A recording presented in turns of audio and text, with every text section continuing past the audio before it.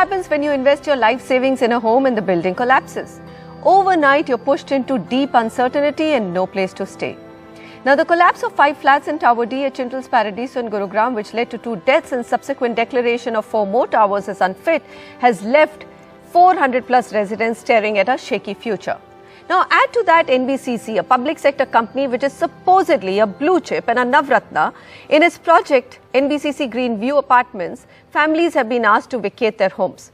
This project was found to be structurally unsound last year, and after the loss of 2 lives in Chintels Paradiso, Haryana authorities woke up to what could happen to residents of NBCC Green Views who are still living there and the urgent need to demolish the entire project, declaring it unsafe for habitation.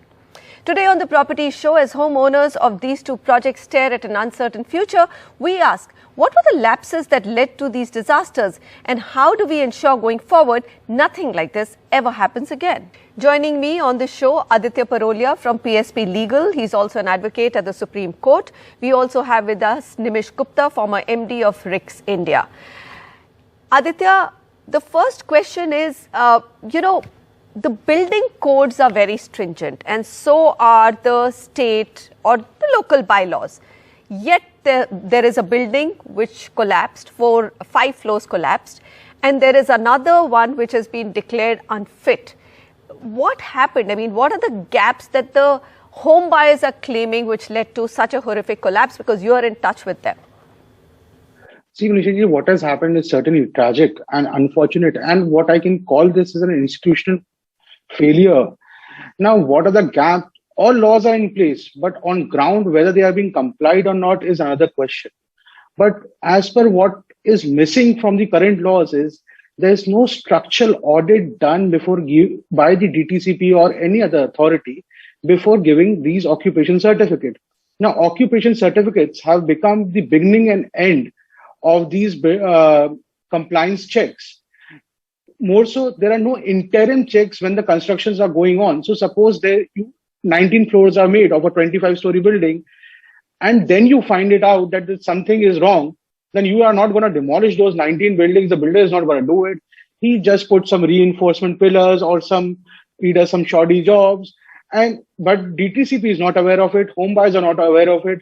And there are serious code violations. The raw material which are being used, there are no checks and compliances or no declarations on it. Then on these OCs, there is no buffer period so that home buyers can put objections to these occupation certificates. And the last most important lacuna in the law is a term called partial occupancy. Now, partial occupancies are given very frequently in Gurugram, whereby in a 10-tower project, even if 2 towers are completed, they give you an OC for these 2 towers. And it is certified that it is ready for a habitation.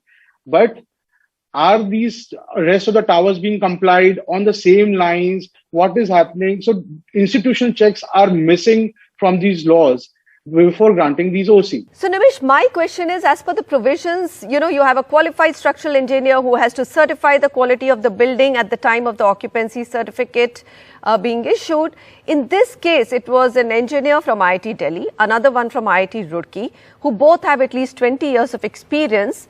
Building was certified in 2017.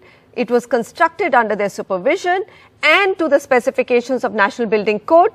So what really went missing? The declaration was fraudulent, or these engineers were not qualified? IIT Delhi and IIT Roorkee, both are very reputed institutes. However, let's understand, they are never engaged for continuous supervision or intervention during the project. They provide certificates based on the structural analysis, design and drawings which are provided to them by the developer, and construction documentation which the developer would have carried out during the course of construction. It is provided to these institutes. Based on these, they will certify whether the building is structurally stable or not. Before we raise a question on IIT Delhi and Roorkee, there needs to be a process formalization, as Aditya himself pointed out, institutionalizing of a process which ensures that when a structural stability certificate is provided, is it provided before once someone has actually ensured that the construction has happened according to the drawings and design, and the material which has been used in the project has been up to mark, has been tested, has been quality tested for all the objects it is supposed to serve. So once that is done, you will possibly have an approach which will then not lay a question whether IITs are at fault or is there a fraudulent practice which is going on over here. Are you also in agreement, Nimish, with what Aditya said that, we only have a check at the end of it. There is no check at all at the different levels. Now, we're talking about high rises. I know we can't go the Dubai way where actually after every slab is put, there is a check by the local authorities, right? Competent authorities. In our case, do you think that's even possible? Because, we have now Chief Minister saying that we are now going to have structural engineers appointed by DTCP to go and check and then certify that it's ready for inhabitation. My question is, it's just another layer after layer, which developers say then leads to delays. So what's your viewpoint on that? Currently, what we see over here, RERAs are authorized to regulate the construction practices in real estate industry.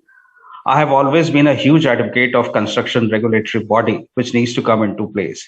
So when you talk about these things happening, and you talked about three biggest gaps, and I believe the three biggest gaps in this case are implementation, inspection, and intent. All three of them were missing in these cases. And while Chintels Paradiso possibly would be one example of this, or maybe NBCC Green View as well, if you unwrap some of the buildings which are there in various other cities, not just in Gurugram or for that matter NCR, you will see that there is a huge dearth of a system which takes care of it. We need prevention. We are talking about only a reactionary mechanism. We need qualified engineers. We need a regulatory regime. We need standardized approach to contracts so that any kind of malpractice of undercoating a project and then trying to cut corners on quality, or for that matter processes, or for that matter even hoodwinking authorities should not be allowed in the project. Okay. Aditya, a lot of people are saying, or at least the news is reported, that the builders in Chintels Paradiso are claiming that there was a renovation work which was being done on the 6th floor, and that's what led to the collapse of the 5 floors. Do you really believe that was the case, or there have been terrible lapses in the quality of the construction per se, because 4 other towers have now also been deemed as structurally unfit? That's a very unfortunate cover-up by these builders.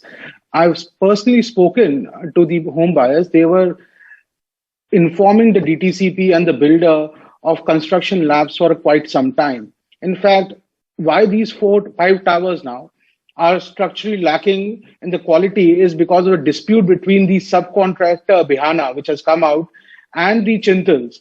The case was still pending, and Bihanas have initially constructed 7 floors. And when it was inspected by Chintels, it was found that the work was not done up to mark and the structure was very weak. Thereafter, Bihanas was removed and Chintels constructed remaining floors. So this is what buyers have told me. And since the time the delivery has happened, all first 7 floors have been causing one or the other problem. So saying that renovation work was going on, that's why there was a collapse, then it's much more a serious thing to consider. If just by renovation the entire building is on a collapse, think about an earthquake. We are in a high seismic zone.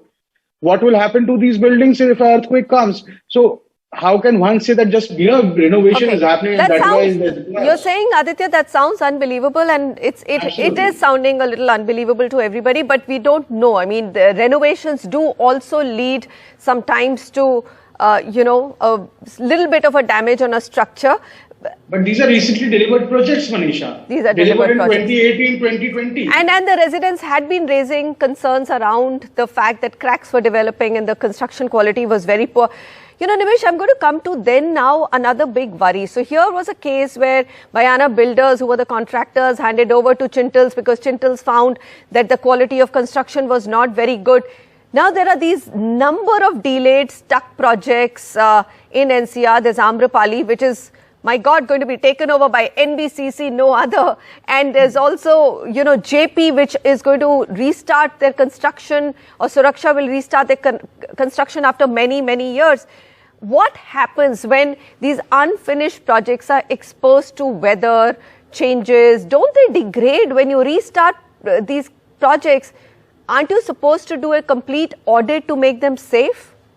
So, Manisha, they'll face the problem once again because there is no construction regulatory piece in place which ensures that the construction quality, the approach, the design adequacy is taken care at every stage of the project.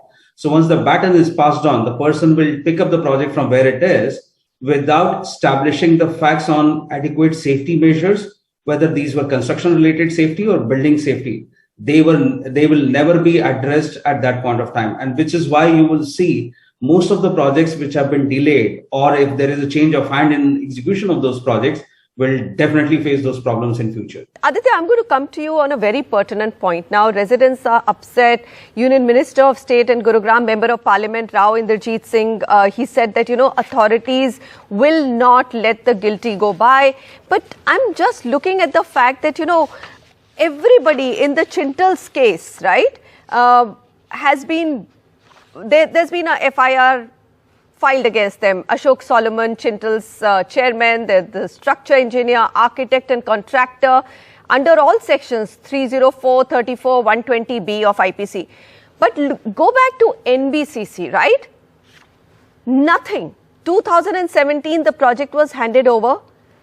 2018, the residents started complaining that the structures are unsafe and there are problems. Till date, they have not been given alternate accommodation. They have not been moved. They've just been asked vacate. But NBCC promised to give them rented accommodation. That has not come by. Nobody. There was a gentleman called A.K. Mittal who also faced some vigilance cases at that point, who's currently also the part of Unitech Homes Board, right? So I'm just wondering, where does the buck stop? Why is he not being brought back to be questioned on how can an entire project of 900 apartments be so poorly constructed? Aditya?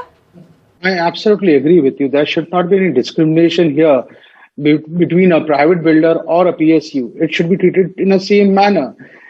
And more responsibility lies upon a public sector undertaking when you have undertaken a construction. Now, same NBCC is going to construct Amrapali. NBCC is there at JP, NBCC is there in Unitech. And when its own projects are not habitable, think about the repercussions which it is going to have. And as we have already discussed, the problem lies that NBCC subcontracts, does not do the work on their own, but are there regular checks at each and every interval? They are not there. Are the checks done by our independent architects? No, they are not done. Raw material checks, they are not done. Now, whose responsibility it is? Why is NBCC not taking any onus upon them today? I don't know. I've spoken to NBCC buyers as well. They have been just asked to move away and shift. Now think about a home buyer who has invested their entire life saving. In Chintels, at least people are talking about compensation and refund, and the DTCP is taking so much interest. But this same vigor is lacking in the NBCC matter. And the question goes back to the authorities and the government why it is so. In fact, I'm even more disappointed in the NBCC case. And, there are some reports, Nimish, which are suggesting that home buyers should now get a structural audit done. In high rises, home buyers can probably get CPATE checked in their own homes, quality of construction.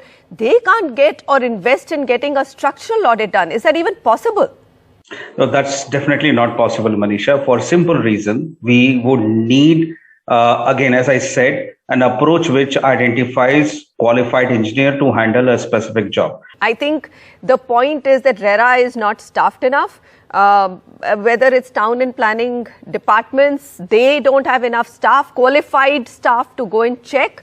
So there's going to be now a whole layer of bureaucracy which will be created, but I'm not really sure whether that will prevent anything. I think the onus lies with the developer to make sure that he gives an excellent product at the end of it, and incidents like Chintels Paradiso or NBCC do not recur again. Gentlemen, thank you very much for joining me. When we return, we bring you face to face with India's newly minted unicorn LiveSpace, which has helped over 2 lakh homeowners to design and decorate their home spaces.